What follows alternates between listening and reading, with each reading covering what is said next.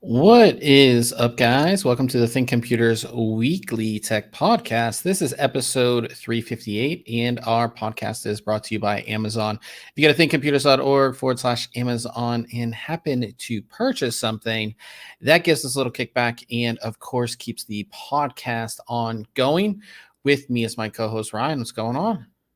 Not a whole lot. Just back in the saddle again. Another podcast. Why don't you show everybody your snacks that you have? What snacks?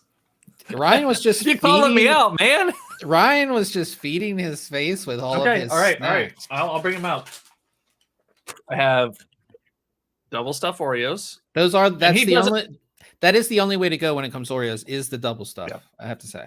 So last week, it was on our game stream. You guys were saying how I go through so many of them, and I don't. Like that pack will last me a month at least. I don't believe it. And I brought it out tonight before the show, and he's like, "Well, that can't be the same box." And I have some IKEA chocolate that has like cocoa beans, obviously, in it, but it has some caffeine to it, a little more than usual. And then I had more IKEA chocolate, but this is sealed. It's just here, ready to go. We'll see how long that stuff lasts. You know, we will. It's fine. Ryan is always eating so bad. I always talk about this, and we've talked about this multiple times on the podcast. Whenever you see me at CES, you just how Ryan eats like candy. Trash. He eats so bad, but then he's like so thin, and I'm over here trying to like go to the gym, eat good, and I'm just fat. So, in any case. It's our tech podcast. It's good to be back another week. It seems like this week has gone by incredibly quick. Like, I agree. Super. I don't know why either, but yeah.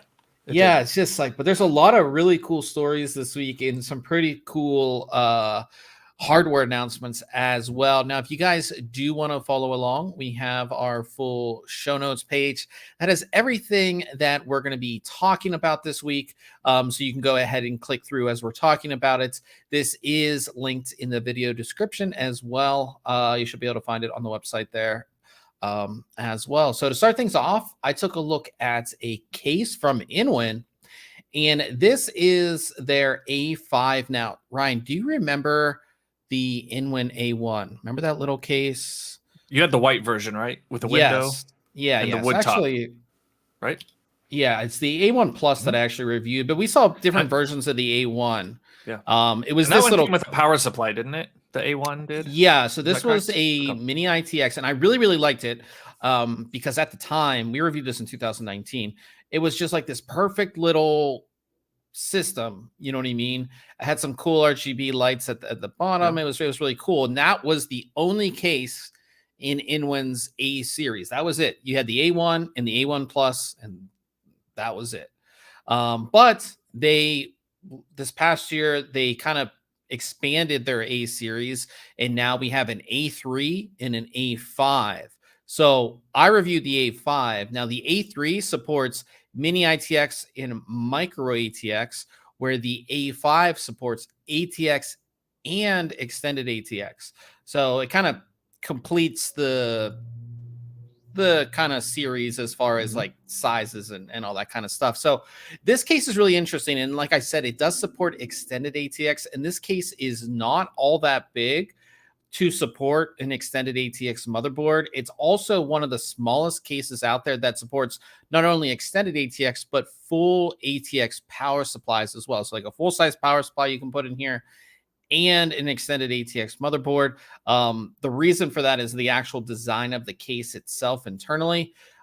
Externally, it's kind of the same design as the A1, but obviously, since it's more of a tower case, it is a little bit different. But you will notice no fans, nothing on the fronts, kind of just this sleek overall design, which is, like I said, just it's a little interesting.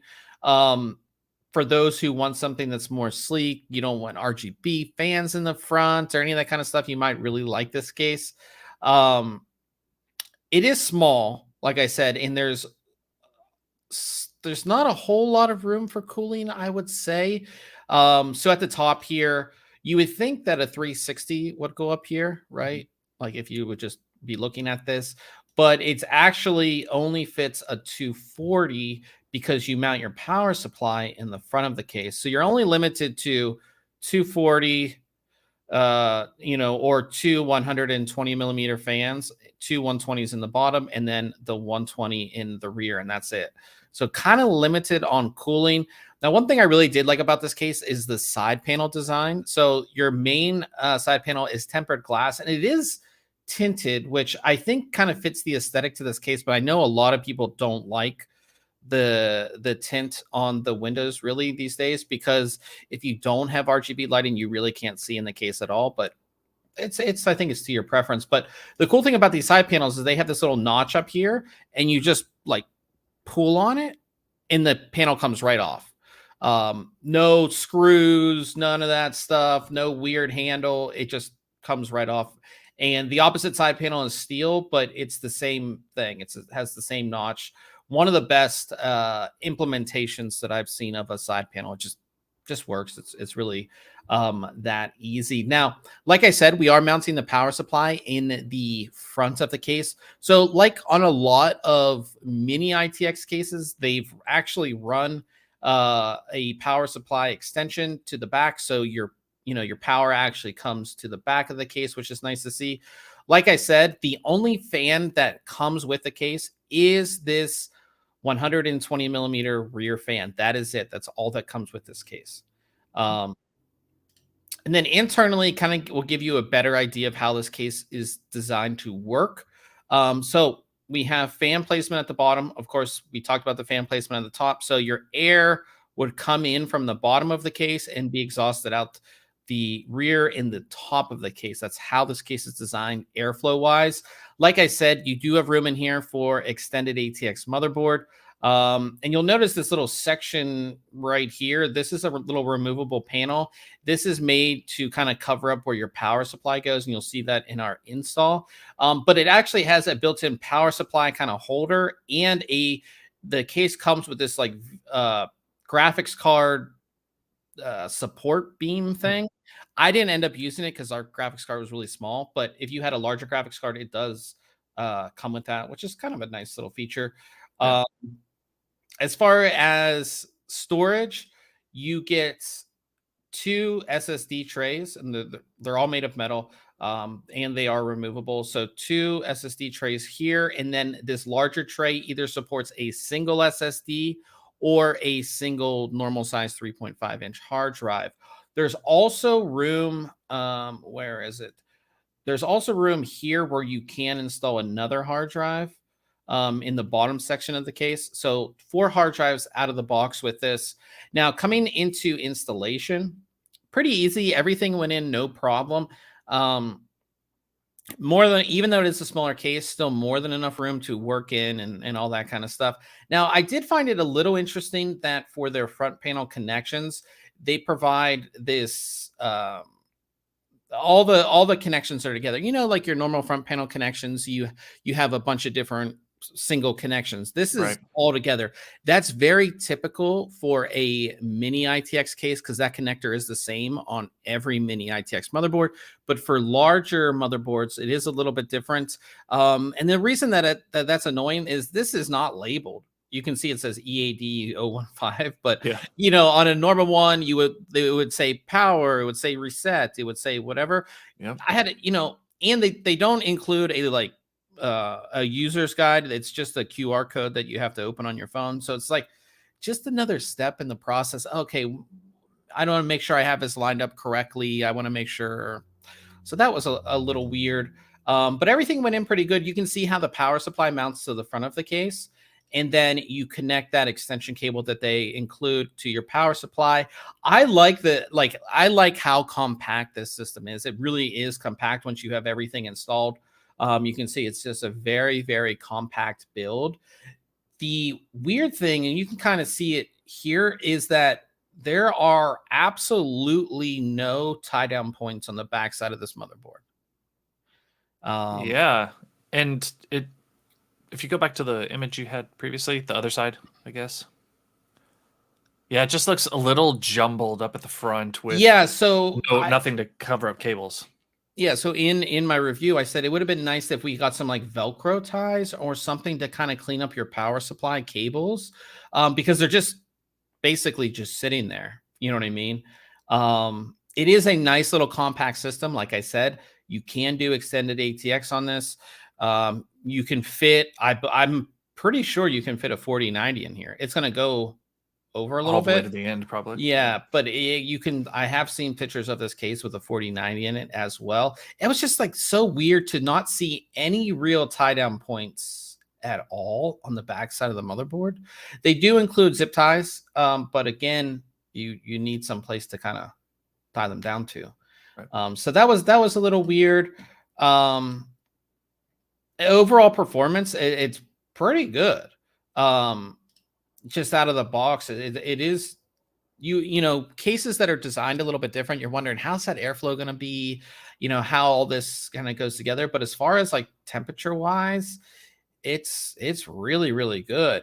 And you'll see why we have another at the top here. But as far as like how everything kind of goes, was that just with the rear fan? You didn't add any additional fans? This top score is with something else, which I'll talk about, but this one right here is with just the rear fan. So in the kind of top half of our temperature wise, now our GPU, you can see during idle, it's a little bit, you know, it is a little bit hot, but not really hot, but hotter than some. And then even again, we don't have like a crazy GPU, but still, with no real air coming to that GPU, it's not all that bad. You know what I mean? Noise levels are pretty normal, you know, again, with the unload, we don't have a whole lot of fans in here. So you can kind of, you know, it does, like I said, it's not all that bad performance wise. Now, what was nice is that InWin did send us their Mercury AM120S fans.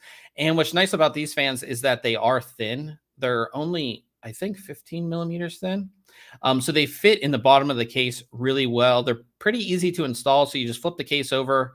And then there's like the feet, you take the feet off and you can install these pretty easily. I had no problem getting them installed. And they also sent over their BR24 liquid CPU cooler. This is a 240 millimeter AIO. I was able to get this installed, but because I already installed the power supply, I basically had to drop it down for this to get in. So if you did have this case and you were thinking to eventually upgrade to an AIO, you will have to drop your power supply essentially. And if you had a longer graphics card, you might have to remove your graphics card as well. But yeah, so that CPU temperature here, that's what that's from. Gotcha. That's with the AIO. So we saved about 8 degrees on our CPU with it, but it looks really, the system does look really good. If you do get some RGB fans, you know, I think it does look pretty good, but like Ryan said, this little jumbling up. So typically with our power supply is either on the bottom of the case, like right here, and you would typically have a power supply cover or something to hide your cables, or on smaller cases like this, the power supply is on the opposite side of the case and you have that whole back to just hide all these cables. Here, there's really no way to necessarily hide them unless you really tried to, you know, tie these up and get them out of the way. You know, because we have this plain front panel, this front panel is completely, there's nothing on it. It would have been nice to have some like Velcro ties built into that front panel so you could tie everything down and get it out of the way. You know, so that's like the only kind of downside. Here it is with the tempered glass side panel put back on. like I said, with the RGB lighting, it does look really good. It is a nice little compact system. Like, it is very, very small, but you are limited, right? Only, what, 1, 2, 3, 4, 5 fans total can fit in this. That limits your, if you wanted to do water cooling, you're extremely limited in this case. Yeah.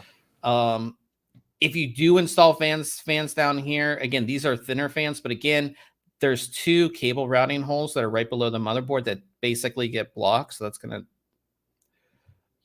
it's going to, you got to make some build decisions for sure with this case. Yeah, you definitely have to. And again, it is nice that you could go the all InWin route like we did, right? We have the InWin AIO that we know fits in here. They do have the Mercury 120S fans, and all that can go together. It's, again, you just do have to make some considerations and think about what's going to fit in this case. But if you were looking to do a kind of sleek, small build, this, with a full-size ATX power supply or even extended ATX, you could do it in this case. And again, the performance of the case, even though it's designed differently as far as the airflow goes, is really good. So yeah, so I like this. I gave it an 8 out of 10. Like I said, no tie down points was like, if you're somebody who wants to keep things nice and clean, it was kind of disappointing to not have any tie down points. It only does ship with 1 fan, which is not a lot. Typically, even if it was designed the other way, we'd like to see an intake and an exhaust. So it would have been nice to see at least 1 fan on the bottom and then that rear exhaust, but you only get 1 fan. I mean, this is what, 109.99. So throw 2 more fans in there and make it, 119 or 129. Yeah. And I think that'd still be a good deal on this.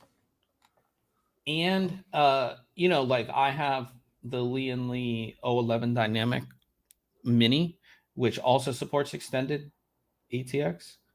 Now it doesn't support a full size, what's it called? It doesn't support a full size power supply. You need SFX power supply, but that's around the same price. Now it doesn't ship with any fans, but it is around the same price. So, but I think this is designed completely different. And it's, like I said, it's a pretty interesting case overall. So yeah, check it out if you're interested. And like I said, if you do go the all InWin route, it's going to look pretty cool. I liked, actually, with all the fans installed, I thought this build looked pretty cool. So go ahead and check that out. And then Ryan, you took a look at, actually, you want to bring up your screen? Well, you can talk about it too if you just want to show us the mouse that you've been using. We've been talking about it. Sure, that's fine.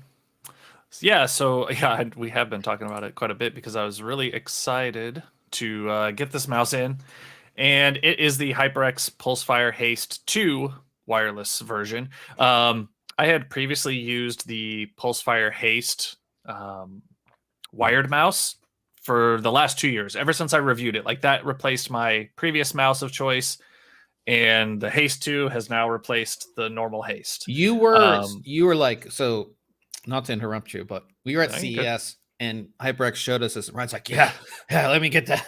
I was really excited. Yeah.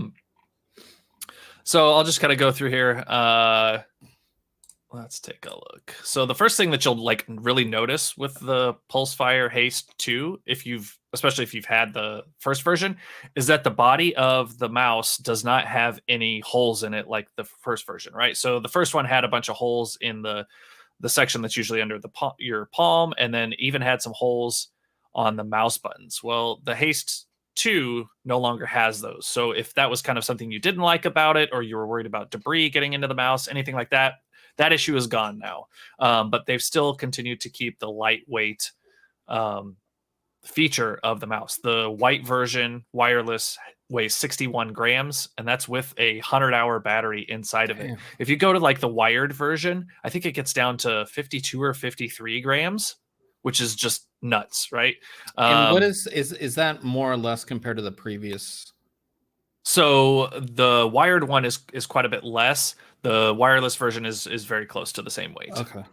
But again, they don't have all the holes, which I like. Right. Now there are some holes on the bottom of the mouse, but they're covered up by this sticker. So you don't even like see it. If you didn't know any better, you wouldn't know that holes were a way they were doing things to save any weight on this mouse. Which is kind of nice, right? Like I don't mind the holes in mice. I never minded them on the original Haste. Some people don't like them or it bothers them, but I think it's a good improvement, and I think other mouse designs will catch up to this, right? Maybe not all of them, because I think it kind of has an aesthetic that some people do like in general, but yeah, anyhow, that's one of the major changes with this mouse. Has multiple connectivity options. Right here you can see it's got a Type-C connector up front. You can use that obviously to charge the mouse with the included cable, and that's HyperX's HyperFlex 2 cable. It's just that, you know, super lightweight, super flexible, braided, sleeved cable. I've got it hanging out here, but it's just like nothing, right? You plug it in and it acts like it's a wireless mouse, but you can use it in a wired mode as well. So if you need to charge it and use it at the same time, you can definitely do that. On the left-hand side, we've got a pretty standard mouse layout. You've just got a front and back button there. All the buttons really can be configured in HyperX's Ingenuity software. And honestly, the design, I set them next to each other, side by side, and they look almost identical, shape-wise, layout, everything like that. The only real differences are the shapes of the left and right mouse buttons. There's kind of like this flat section here in between the buttons, whereas on the other one, they were just a little bit different design. Other than that, though, it's like identical shape-wise. Right-hand side of the mouse obviously is just plain. This is mostly a right-handed mouse, so you're not going to get any buttons on this right side of the mouse. And yep, standard scroll wheel. It does have one RGB zone, and that is in the mouse wheel. So if you want a mouse that's super lit up and has a bunch of customization, this is not going to be for you. This has just got the single light that you can obviously change in Ingenuity as well. Down on the bottom, I really like that they've included a little hole here for storing the dongle, the 2.4 gigahertz wireless dongle.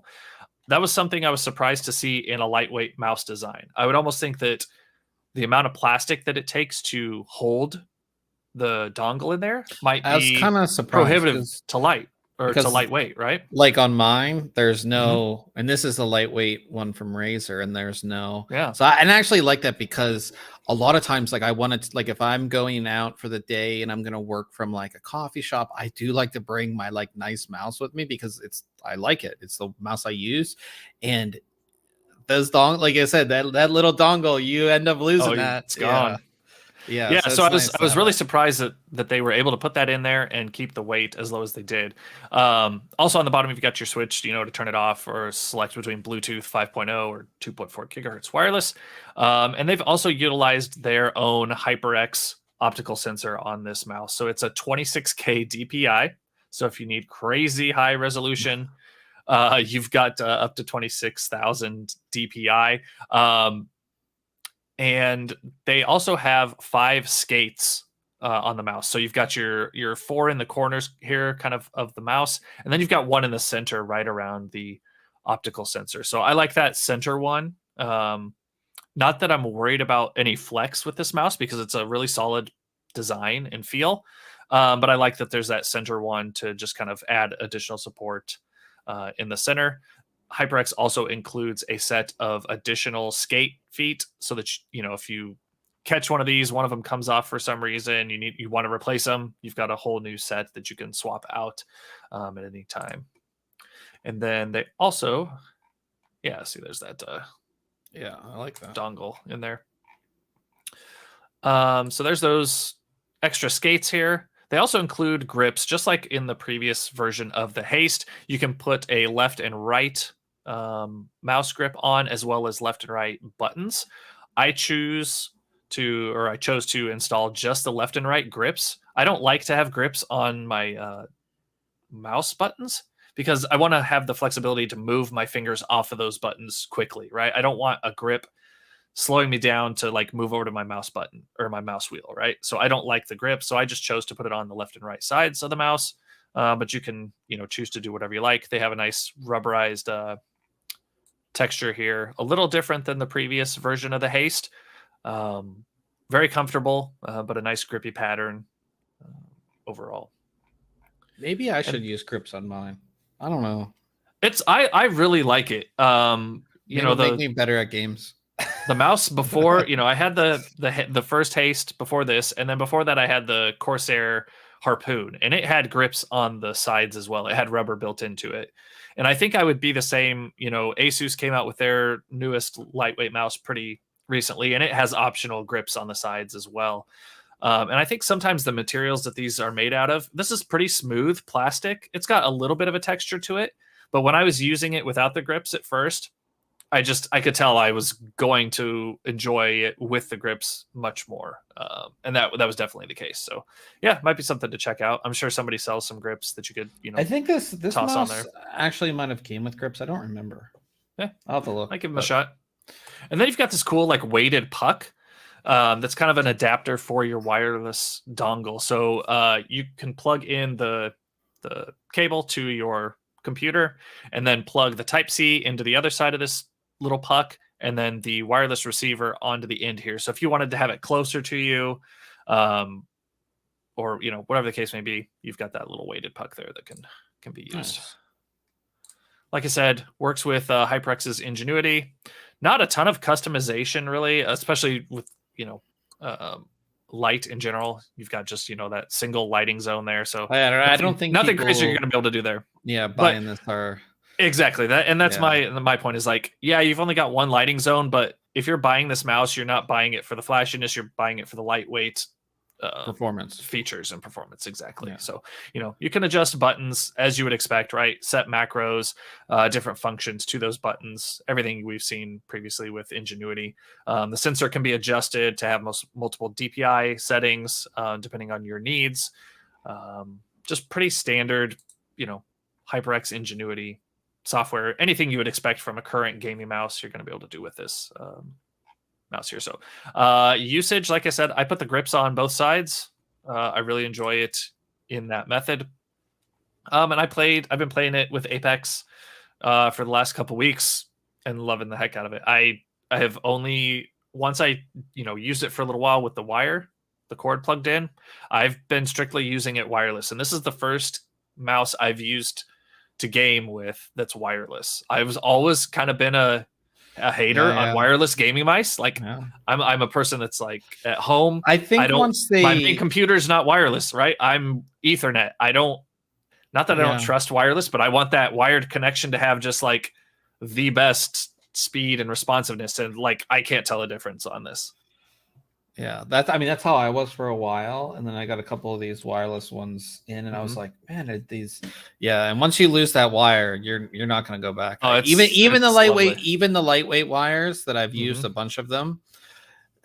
Just being wireless is just so much better, and it does make your setup look nice too with the wireless mouse sitting there compared to the wired mouse. Absolutely. So like I said, up to 100 hours of battery on this mouse. So obviously that's going to go down depending on your use. And if you have that light on, does it have an auto shutdown? I don't know, honestly. I didn't ever come across that in their documentation. But I've left it on, the 2.4 gigahertz on all the time, and I have never run into a feeling like I ran out of battery too soon. Like on the one that I have on the Razors, they do give you like the option to set like 10 minutes, blah blah blah. But some of them, it's typically like 5 or 10 minutes. If there's not an option in the software, it's typically like 5 or 10 minutes just to, to save your battery life. And then when you touch the mouse or move it, it just like wakes up. Yeah, it doesn't. I don't see. Looking here in Ingenuity, I didn't ever see any settings for sleep. So, not sure. Oh, we can reach out to we can find out for sure. Yeah. So like I said, the major change was the solid body upper, which I think is a nice change. Not that the holes bothered me, but I think a lot of folks will prefer this layout. And the higher DPI optical sensor for this device. So I gave it a 10 out of a 10. Like, I love this thing. I don't. It's going to take Pulsefire Haste 3 to get this one out of my use, right? Like I don't No, it's really good when you get a product to review that you end up keeping and using. I mean, that's how it was with the Razer mouse that I have, and a bunch of other products that I use on a daily basis, like this microphone, which coincidentally happens to be from HyperX as well. Right. Getting a product that it's going to be hard to get you to stop using it. That's the best. And I mean, I've looked at quite a few keyboards in the last couple of years here, and I haven't swapped out permanently my Corsair K65 Lux that I've had for years and years. Like that, like you said, it's nice when you find a product that you can swap it out, but man, it's tough to pull some of them out of my hands because you become so accustomed to it. Well, it's good. Like I said, no wonder when we were at CS, you're like, I want that to review. I was excited. So yeah, 10 out of 10 recommended award. Again, the only con that I could really come up with is that single RGB zone. But then again, like we talked, you're not really going after this mouse for flashiness. You're going for lightweight performance. And so it's a very minor con. Nice. $89 for the white wireless version over at Amazon. So, I like it. It's very nice. Yes. Well, we'll move on from there to Case Mod Friday. And this is a really interesting build. And I think you're going to like this one, Ryan, because most of this is 3D printed. And you're into 3D printing a lot. So this one's called Chalky Sunset. I initially saw this on Reddit. And I know it's going to be kind of hard to see. But like this, most of the frame of all this is all 3D printed. Now, and again, I'm not a 3D printing expert, but like this is like a lot of filament, huh? It depends on what the infill is, right? So that could just be an outer shell you're seeing, and then it has like what you would call like a 25 or 50% infill. So it's not solid plastic, but it's like a kind of a mesh pattern inside there. Do you think that would it be solid fill to like I don't know, to support all this? The strength? Yeah, it could be, and it also depends on what material it's printed out of, right? So you have different strengths, and I call them strengths and weaknesses for each, literally and figuratively, depending on the material you're using. I think this one's super cool because one, they made this custom chassis 3D printed, right? And then I'm pretty sure these are all custom distro plate as well. So you have one here at the top, which kind of makes the top of the case, and then you have one over here as well, and you can see everything kind of connects together. I think this looks awesome. Well, and it goes like that top plate, then you have some vertical lines that go up and down to the one that goes above the power supply, and then there's like a vertical one right there. So they've piped like around. I really think this is a cool design. And there's we have the, let me see if I can bring this up. Like, your mic went crazy when you started playing this. Is it better now? Better now. Okay. But yeah, it goes through. I mean, this is a 19-minute video of everything being designed and built. If you want to check it out. And then like doing all that, I feel like I would mess that up. I mean, it's as long as that rubber piece is the right size, it's really not too bad. I mean, you have to do that when you take apart like your water blocks to clean them. You've got to take all those out. But no, you can see like that's a lot of time spent to design this and get it all printed. But I mean, it's kind of worth it, I think, because it looks great. Yeah. In the end, I mean, it looks awesome. And it looks like one of those like custom, again, the reason why this one really caught my attention because it was mostly 3D printed. But I mean, to like kind of design and build this yourself is really badass, I think. And if you could make a version that didn't necessarily require those distro plates, you could sell this, like you said, as a kit, right? Yeah. Or or even sell just the files, the design files for this, so you could print it out yourself or customize it a little bit. No, if you saw this light bar is kind of cool. Yeah, there's like a light bar built into the case. But I think this is awesome. And he has the ROG Thor 2, I think, that shows you how much power you're using, and then they have a screen here, which I assume is 8 to 64 being shown and your temperatures and your usage. That's just awesome. And again, this isn't at least from what I know, this isn't like some crazy modder. This is just like a normal person sort of who wanted to do this. Pretty impressive. Yeah, very, very impressive. Doing this whole thing on your own and building it, and yeah, so it's awesome. EK water cooling stuff on here as well. So check this out. Like I said, we have all the pictures and the video.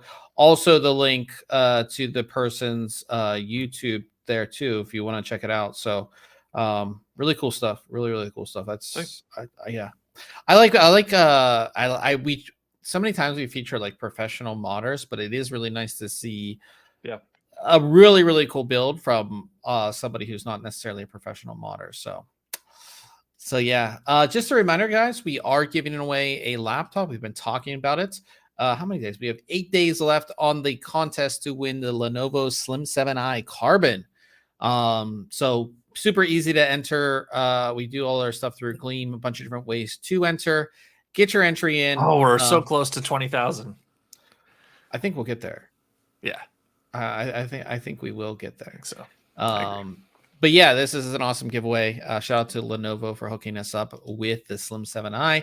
If you're listening to the podcast, just go to the website, click on contest at the top, and it'll be the first one there. And then after that ends, we'll be giving away a couple of these. These are the Kingston Data Traveler Max drives. Super fast. Super fast.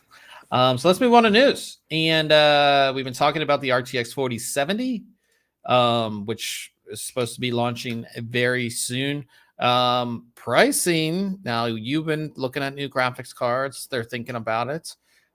Pricing on these is supposed to be $599. Now, with that excites me. Yeah, I think that's a more for a lot of gamers, that's a more reasonable price. Yeah. Right. Yep. Yeah, and I think this was for reasonable. And NVIDIA's also said that they want manufacturers to have a kind of a base level card. Yeah.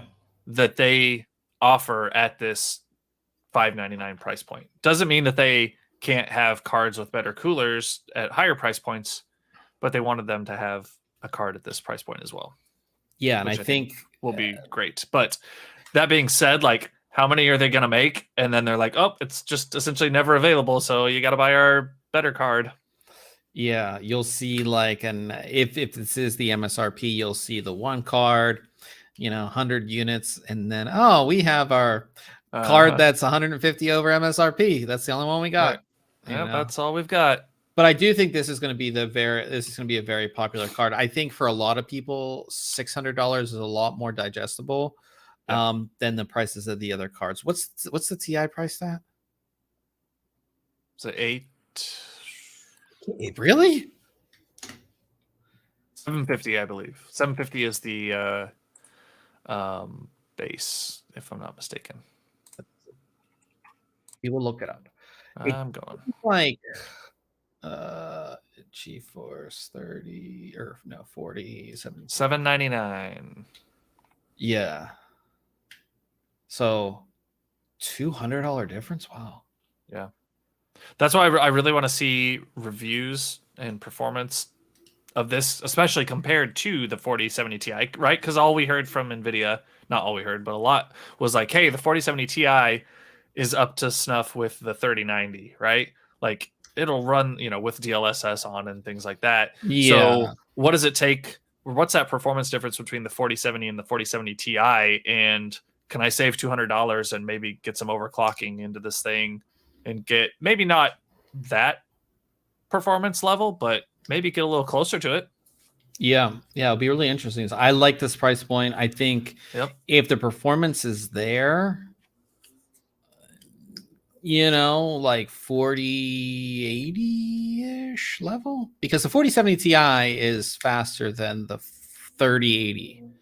So if this was like 3080 level performance for $600, seems pretty good. Yeah, so we'll see, but I think if it's around that, or I think this will. But then again, we talked about last week. We talked about the 4060 Ti, the 4060, and 4050. Like Yep. how low price are those going to go? What's their performance going to be? So yeah, but I think this one's gonna sell a lot. I think. Yeah. But I agree. we will see when all that happens for sure. Also, NVIDIA previewed their ray tracing overdrive mode in Cyberpunk. They've been talking about this a lot. It is going to be coming out on April 11th. So if you have Cyberpunk, I believe this is only for 40 series cards. I could be wrong. But they have this whole article on their website that like kind of shows you how like like normal rasterization happens, and then like how what ray tracing does differently, and now this overdrive mode, how this is different. If you really want to learn like the differences, like because you hear ray tracing all the time, like you hear it, but like you really have no clue how the tech actually works. They show you kind of how it's different, and how it all is. So if you want to check that out, yeah, I guess with like you are still on a 20 series card, huh? Right. Yep. So this isn't something that you are really all that excited about. Oh, it's cool. Like that screenshot down below, that car sitting there looks pretty awesome. You can see all the reflections, yeah. Yeah, the reflections look really nice. The ground looks pretty cool. With the, I don't know if it's on this image or maybe it was just the thumbnail for the video had like a wet road and just reflections in it and looked good. Like yeah. Yeah, like that guy on the motorcycle and it's wet, like it's been raining, and the glow that they get off of, yeah, it's just looks pretty sweet. Yeah. So there's a demo and all that. And again, if you want to learn about the tech, check out the article, because there's a lot in there about it. But yeah, I think it's really cool. I think that, and again, Cyberpunk is a game that you're not necessarily like playing online, so having the best visual experience is definitely something that you would want. And if your GPU can support it, it's turn it on. So we'll see. Like I said, comes out for Cyberpunk April 11th. So that'd be kind of cool. Cool. Coming up soon. Excited for that. We've talked about this a bunch of times, especially during like the crypto boom, where you would see these like graphics cards being sold specifically in China, of like, I mean, they looked like this, like with like, that's not a real NVIDIA logo. No. I'm surprised it's spelled right. Yeah. If you know the NVIDIA, I mean, that's the NVIDIA, but that it's just the text is wrong. And these like shady, like this, like these cards, these like shady cards. Well, on like, didn't that say like Strisk instead of Strix? Almost? Yeah, like yeah. Don't even know. Yeah. And I don't even think that's an S. That's a 5. Or is it a 5? Oh, it's 51 Risk or RIS. Yeah, like I don't even know. Who knows? But like these were all being sold on like Chinese e-commerce platforms. And it was like kind of like the Wild West. And a lot of these too, we even talked about it, like the crypto boom was like some people were repurposing mobile RTX graphics cards, taking them out of the laptops and repurposing them on a PCB, kind of like this, and repackaging them like this as actual desktop cards. Like a lot of shady stuff was going on. And that seems like so much effort to like. And I guess a lot of these companies that were selling these, like they weren't official NVIDIA partners. Sure. So to be an NVIDIA partner, you pay and you get access to the GPUs and blah blah blah. These companies were just like getting them from wherever and kind of doing their own thing with it. Well, it looks like I said, NVIDIA is finally cracking down on this, and they're working with AliExpress, especially Wish was Wish, and Newegg, eBay. Amazon. Yeah. Yeah, Amazon. If these are being shipped from China, like I said, they're cracking down on it, which I think is a good thing. You especially Wish. I mean, I've heard some horror stories about people buying stuff off Wish, especially PC hardware.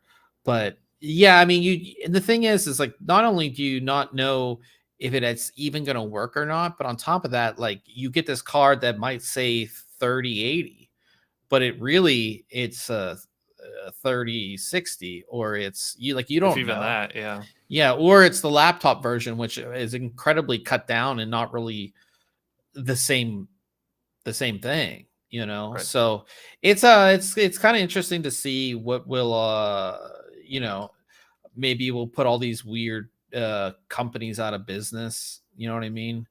We'll see. Yeah, because it's definitely not the big name players doing this, right? Like that would just kill Yeah, their ability to make anything NVIDIA in the future. So yeah.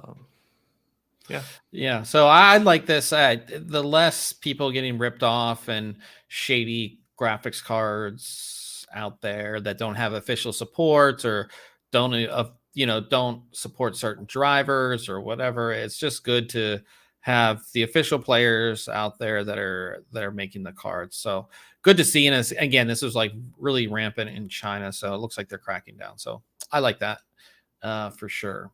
So moving on from there to the AMD side, Ryzen 7000 mobile laptops and things like that. Now, AMD with their Ryzen 7000 series,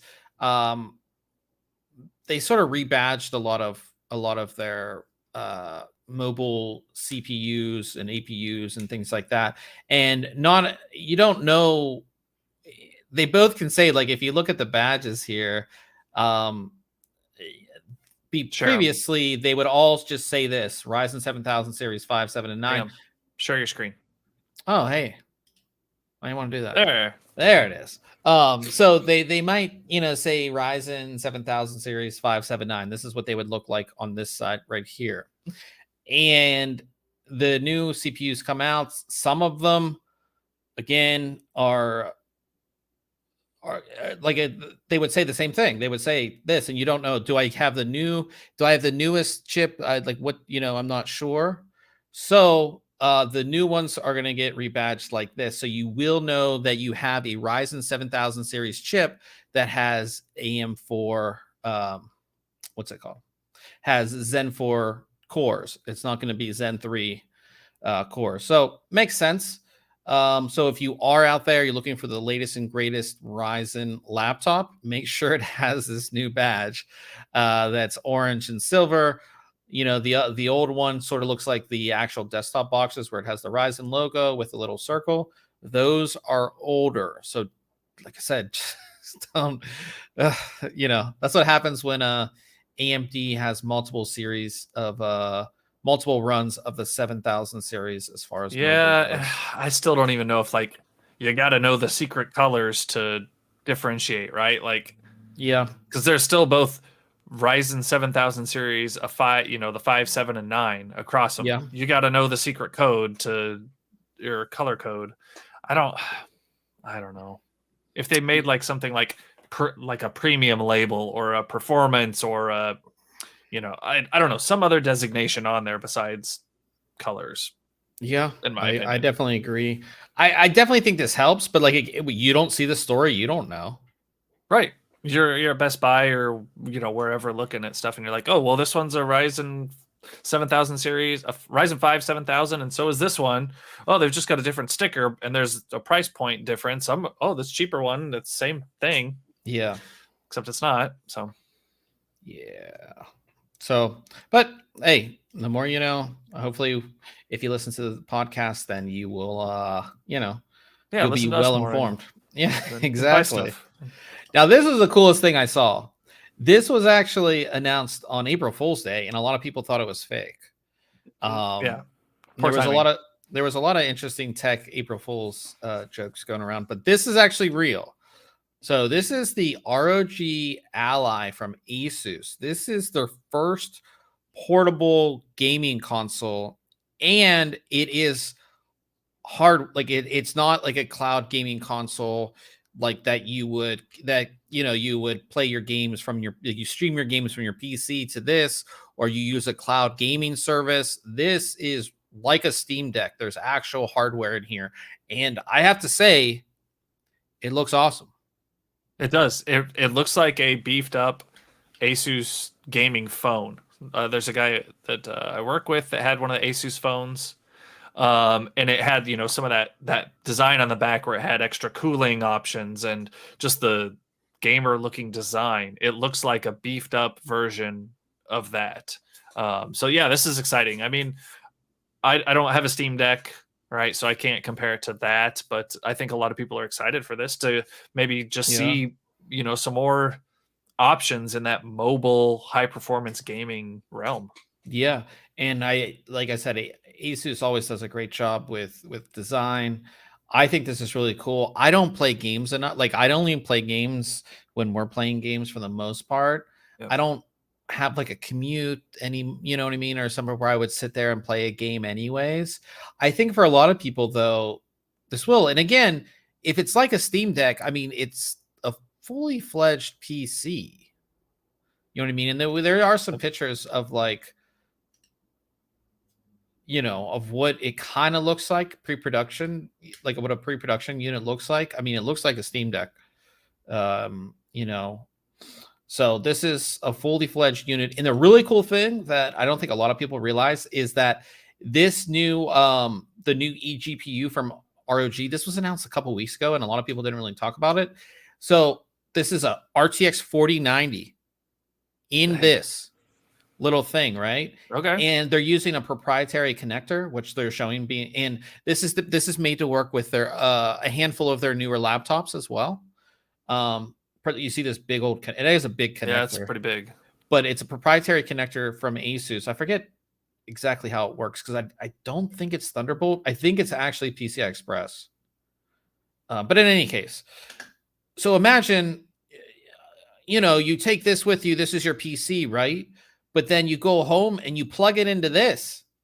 And this gives you an RTX 4090. There's USB ports. I think there's an Ethernet on here. Yeah, plug it in and it's hooked up to your TV. You hooked up to your TV or a monitor, and you could be like doing better than Ryan over there with his, what do you have? Your 2070? My 2070 Super, yeah. Yeah, that's what I mean. I mean, it's pretty cool. And I think that's where a lot of people will be like, okay, maybe I'll buy this, and then down the line, I'll get this XG unit, for Christmas or whatever. You could kind of do something like that. I think it's really cool. But yeah, there's a couple of videos out that you can check out on it. But yeah, I think again, for some people, I think this is an awesome option. You and I, again, aren't like public transportation commuters, right? I drive to work, so I can't. It's not like I can use this on my drive to work. You could. It would be dangerous. It would be. You're right. But for some people, right, like they've been craving something like this, and they've had the Switch and the Steam Deck. So another option in there is great. There's people that this is designed for sure. I think a big player like Asus getting into this pushes the market, right? It pushes game developers. It pushes hardware, more accessories, more things, where this form factor becomes more mainstream, right? For PC people. This is something that's, again, you have games. Again, there's already games specifically designed for Steam Deck, but you could have a whole range of really awesome titles designed for these smaller, portable game devices. So I like it. I think it's super cool. Be interesting to see. I assume, I don't know what OS they'll be running on, but I assume there'll be an ROG overlay or something. But I can't wait to see people break this thing down. I can't wait for people to hack this thing. Like like all the stories we saw with the Steam Deck, people doing certain things with it, installing Windows on it. I do believe, from what I saw, this is a custom AMD chip, or what's it called?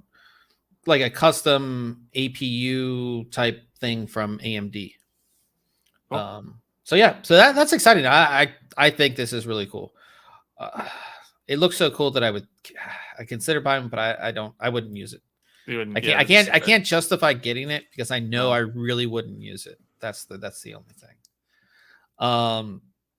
Also, NZXT announced mini versions of a couple of their products, their audio products, actually. So they announced their new Capsule Mini USB microphone and Boom Arm Mini, just smaller versions of the products that were already available. But yeah, kind of like again a nice little Yeah, I bought a was it a blue? Yeah, a blue microphone arm, and I should have just taken it back, but I didn't. So just have it, but it was too big, right? So in some cases you want a smaller arm. The arm I'm using for the Wave is a pretty small arm. So depending on your desk setup and where things are going, I think having different size options is great. Yeah. Yeah. I do like this arm. How this would be perfect for Mhm. me actually. Because this, I like this one. Because I kind of as you can see, well, it's kind of hard to see, but this comes from the side of my desk. So I might consider getting one of these actually. But I also like their capsule. Their capsule mic was really popular. This is a mini version, and it again comes in black and white, which I think is such a smart move. Again, matches their aesthetic really well. And they're both of these are really affordable. So the capsule mini, $69.99. The Boom Arm Mini is also $69.99. Okay. So definitely affordable. Again, a lot of these, even the USB mics, a lot of them are like 100, 150. If you're just getting into it, you don't want to spend a ton of money. I think this is an excellent choice. If you don't have an arm or don't want to get the arm, it does come with a little stand too, so it's not just sitting there. And again, it's USB, plug and play, so pretty easy to work with and all that kind of stuff. So yeah, check that out from NZXT. And this is something I want to talk to you about, Ryan, is that EK announced a new AIO, and it's so funny that this is the interesting thing about it. So this is called the EK Nucleus AIO Dark, and it's called dark because there's no RGB lighting or anything. It's just Yep. all black. How AIOs used to be from the Yeah, beginning. exactly. There used to be no lights, There and used to then be it no was just lights or anything. one light, one color of light. Right? Yeah. No, I think it's cool. It's a pretty easy implementation for them, I think, to make Yeah. this. Right? It's the same. It looks like the same exact design for the pump housing and everything. It's got those updated fittings as well with the polished aluminum fittings, and it's got their updated, I think, can you go to, is there an image with the a closer look at like the radiator or the hoses coming off? I don't know that it has the exact same design that there's that nice unboxing for all the hardware components. Yeah. But That's the closest picture we have of that. okay. I can't tell for sure in there because they did some cool stuff. I assume that they did though with the Nucleus that I looked at, where they just cleaned up the look of the radiator and fan area. Okay. But no, it's cool. Yeah, there's a lot of people. I just did a build for a buddy of mine, and or at least picked the parts for him. He's putting it together. We didn't go with an all-in-one. We just went air cooling, but he's a person that he doesn't care about lights. He doesn't want a window on his case. So this is like a perfect product for that, right? Save a little bit of money without lighted because fans. a lot of a lot of these AIOs have screens on them, so they're like $100 more than a normal AIO. Right. And I think too, even in this implementation, which is in the height Y60, it looks still looks good. good. It looks good, like without it. And a lot of people want this like kind of matte black look. They get, this isn't like an all black motherboard, but having like an all black motherboard. Again, this is the Intel card. Mm-hmm. Yeah. And, doing an all black, I think it looks going to look awesome.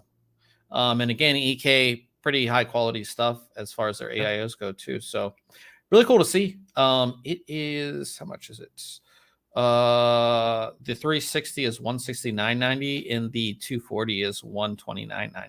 So cool stuff there. What else do we have this week?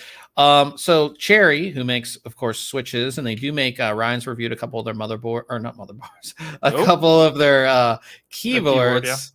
A while back, they bought what this is I call it Extrafy. Yeah, Extrafy. I think that's what it's. I don't like the name. I'll tell you that. Yeah, it just doesn't make any it doesn't make any sense. But they bought Extrafy a while back, and some people were wondering kind of what it was going to be. And they have announced Cherry Extrafy. It's their new gaming brand. And what I think is going to happen is that Cherry will continue to obviously make switches, and they'll have their, like, a couple of the keyboards that you reviewed are more like kind of just a standard keyboard. They're not really a gaming themed keyboard, and everything that they come out with that has a gaming focus will be under the Extrafy brand, which I think I like. I think that a lot of people know Cherry just as a Switch brand. A lot of people, even if you're familiar with like their keyboards, businesses buy like 1,000 of their keyboards, right? They don't think of them as a gaming brand. So to, have that real gaming thing, that's probably why they went out and bought Extrafy. And this is the new identity. So I think from like a consumer standpoint, I like it, because if you see like the Cherry Extrafy, like if you see Extrafy, you see Cherry Extrafy, it's a gaming related product. You know what I mean? Yep. Yeah, I'm excited to see what they come out with. Obviously we think, first off, a gaming keyboard. It'll be cool to see what they come up with for that. Yeah, for sure. So excited to see that. I wanted your opinion on this dirty interview. Samsung exec said we will see one petabyte. 1 petabyte. Yeah, that's what I was saying. 1 petabyte capacity SSDs will arrive within the next decade. So that's 1,000 gigabytes. Is that right? No, 1,000 gigabytes is a terabyte. Oh, wait, no, that's 1,000 terabytes, right? Yeah. Okay, yeah. Oh man, that's so much storage. That's we thought a terabyte was going to be a lot too, right? Yeah. But here we are. But like, do you really need that much storage? In what it? Well, here's the thing. It is a lot, like, to have locally, right? Like, I can see this being used for like replace a NAS, right? Like, you get a petabyte, but across 2 of these drives, right? You have like 2 500, half petabyte drives that are in a RAID failover, right? Just a RAID 1 that they're failed over. They're in a tiny little box that's the size of like this Altoids box. Yeah, that's right. True. That's just plugged in, can be powered by Ethernet or by USB, and it's doesn't make any noise. It's got a ton of storage, and that's your NAS. That's what I was just thinking for, like, I think for business, and I think for server, and I think for data center. Right. Shenny says, Google wants drives that big. Absolutely. Yeah. So I think for that stuff, these would make sense. But like, I don't even use hardly as much storage as I used to, because all of our stuff went to streaming. You know what I mean? Like, everything we do is streamed. Everything we do is now saved on the cloud. The only thing that really takes up a lot of space is the video that I shoot, for making our YouTube videos. And of course, we back up all of these podcasts and streams and things like that, and maybe games. But I mean, I'm not taking up a ton of space with games either. But maybe as games get bigger, this could be, Yeah, I mean, you start getting more realistic and higher resolutions, right? We get a higher resolution 8K monitors, right? In the next decade, right? Is everybody on an 8K monitor at that point? So then you need more space for textures. Yeah, and is everybody like digesting 8K content, or like, you know what I mean? Again, you're streaming that content, right? So you don't need to store it locally. But if you're shooting 8K on your cell phone, or or whatever, so that'll be interesting to see. I always like more storage, though. You can't be upset about more storage. And who knows how fast it'll be at that point too, right? Yeah. Yeah, that's true. Last story of the week is that E3 has been canceled, and this was not an April Fool's joke. Um, This has yeah, been coming for like the last 5 years, I feel.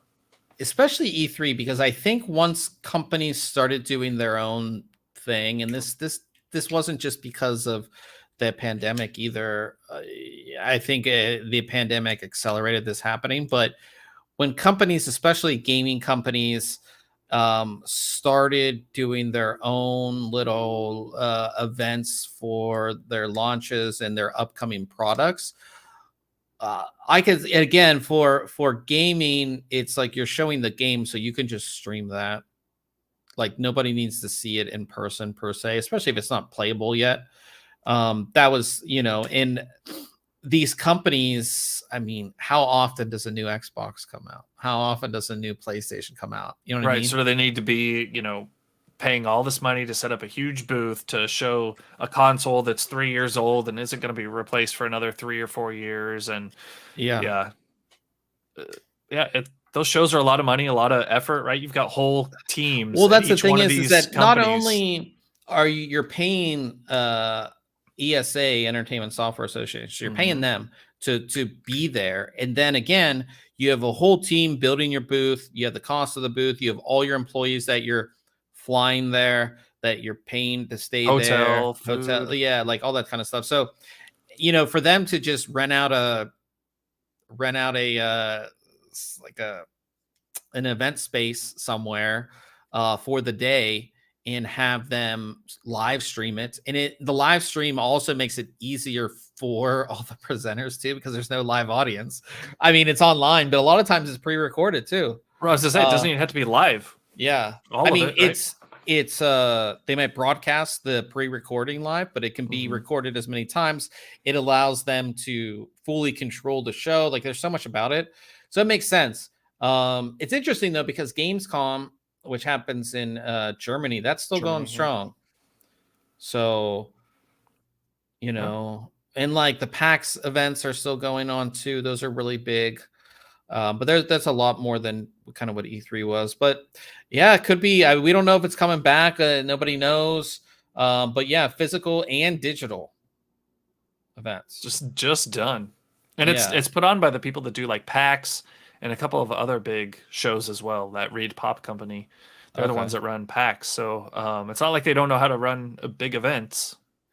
And it's who knows, maybe it'll be back next year. There were some people that thought that ETH or CES wasn't going to be a thing anymore, right? It Yeah. was all going to be digital. Well, no, it was back, and I maybe think. not I as think. quite as large this year as a lot of people had expected, but I think I think that they'll stick around. CES is a lot different because again, it's a lot of things that people need to see in person, right? It's Hmm. Hmm. it's PC hardware, it's TVs, it's electronics, it's things you want to pick up and touch and test out. Right. Whereas E3 mostly is software, right? It's games being shown and Correct. different technologies related to games. It's not hardware as much. So that's the only thing. It's kind of sad though. I always liked, you knew E3 was coming up. You're going to see the latest games.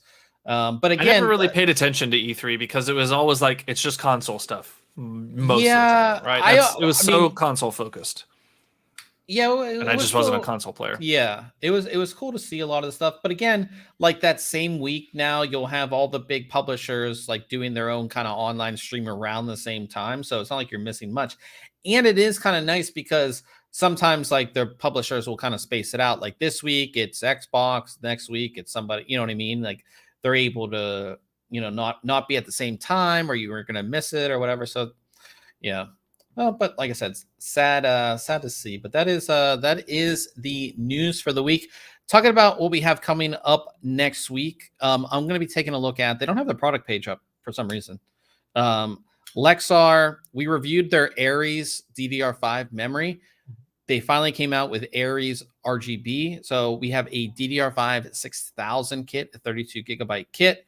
I will have that up for you next week. And I'm also taking a look at some graphics cards, and can't tell you what they are, but I'm sure you guys know. So But it's been fun. I completely redid our graphics card test bench, new games, all kinds of new stuff, lots of different cards being tested. So I'm excited for that next week as well. Also, I did get something, Ryan. I got something that. What do you think this is? I mean, it's Amazon base. Oh, I know what it is because I can read it.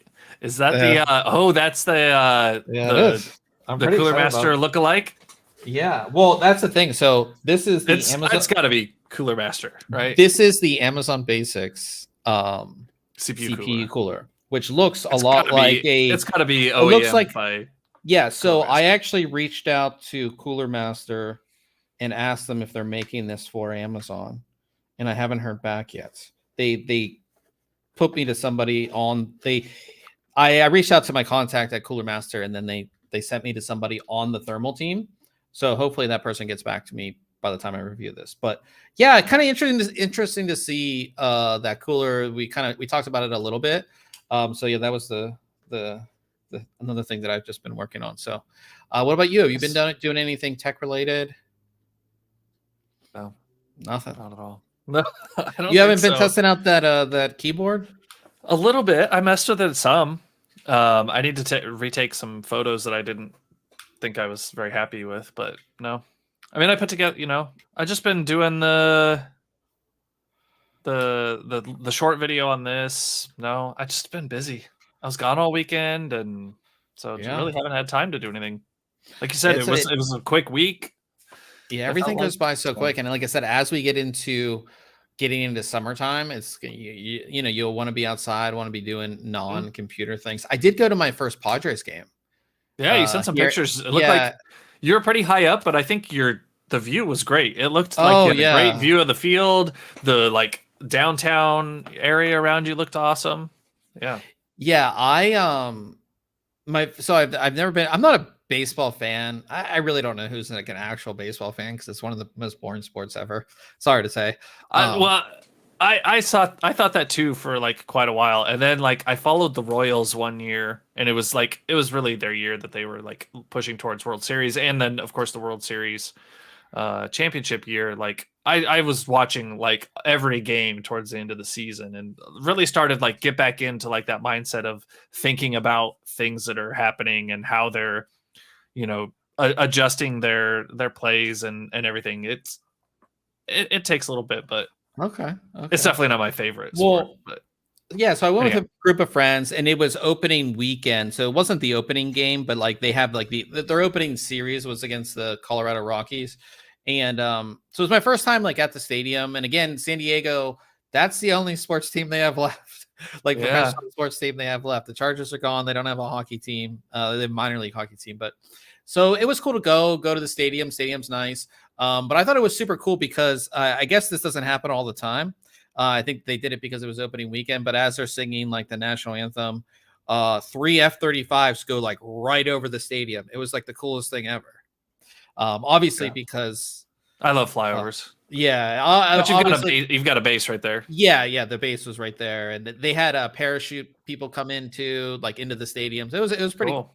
And a beautiful stadium too. You're outside, the city's right there. It was really cool. So that was my I guess non-tech related, but definitely a cool thing I did this week. But we are going to jump over to Twitch. Ryan will have that stream up, twitch.tv/ThinkComputers, doing some gaming. We'll see how good his new mouse is. But we appreciate everybody coming out. It's good to see Shinny